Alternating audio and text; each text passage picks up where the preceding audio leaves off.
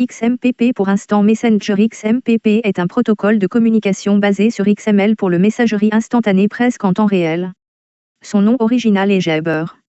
Ce contrôleur de frontière est avec un serveur XMPP en cours d'exécution afin qu'un client XMPP puisse être utilisé pour une application de messagerie instantanée. XMPP permet également la communication serveur à serveur afin que vous puissiez l'utiliser pour communiquer avec d'autres serveurs XMPP. Pour un usage commercial, vous pouvez utiliser l'identifiant du messager de l'entreprise pour inviter des partenaires commerciaux, par exemple. Et le serveur peut avoir une copie des journaux de chaque comme référence pour les minutes de réunion en ligne. Le serveur peut être activé via System Management XMPP User Control.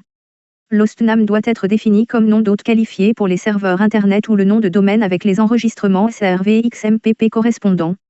Sinon, le client XMPP utilisera l'adresse IP pour se connecter au serveur. Les comptes d'utilisateurs pour XMPP doivent être créés via l'interface de gestion des utilisateurs Total à System Users Add User ou System User Users.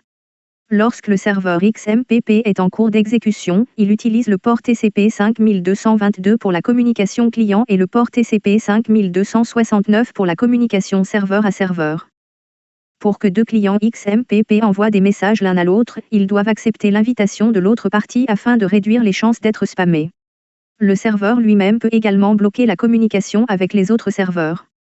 Cela peut être fait via System Management XMPP S2S Policy ou la configuration de la liste noire bordée Connection Update Blocked Host du contrôle de frontière.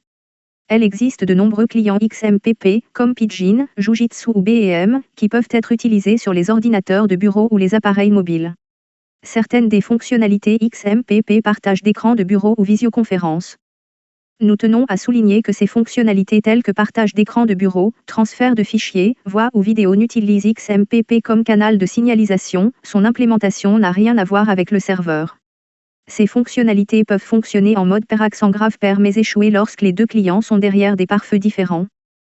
Configuration tolérante aux pannes. Si les ports Ethernet de votre machine sont étiquetés bypass par paire, il se comporte comme suit. Lorsque la machine est éteinte, la paire de ports Ethernet bypass est connectée de sorte que le trafic d'un port peut aller vers l'autre comme un UP Ethernet. Lorsque la machine est allumée et en cours d'exécution, ces paires bypass paires fonctionnent comme des interfaces Ethernet séparées si l'indicateur LED bypass n'est pas allumé.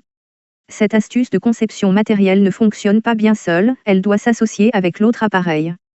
Supposons que l'application de la machine ne collecte pas les données des utilisateurs, la fonction de la machine peut être purement déterminée par les paramètres de configuration du logiciel. Nous pouvons utiliser deux machines connectées de la manière indiquée dans le schéma suivant pour obtenir une configuration tolérante aux pannes.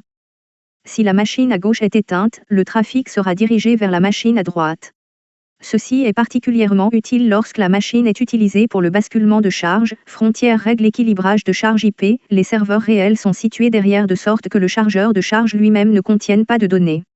Ainsi, à la position du basculement de charge, nous utilisons la configuration ci-dessus pour améliorer la stabilité de l'ensemble du système.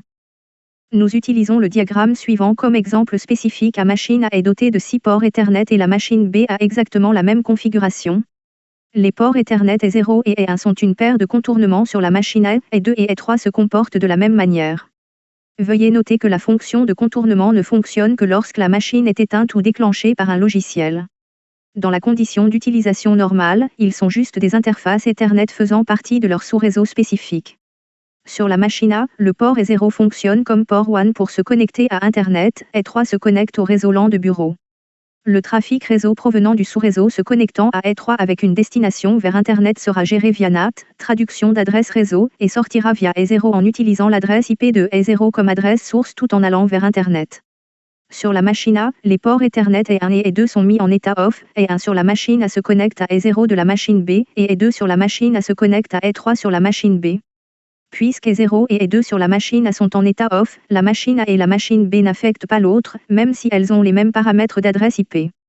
Lorsque la machine A est éteinte ou déclenchée par un logiciel pour entrer dans l'état contournement réseau, les paires de contournement fonctionneront de sorte que la machine B traitera le trafic initialement destiné à la machine A.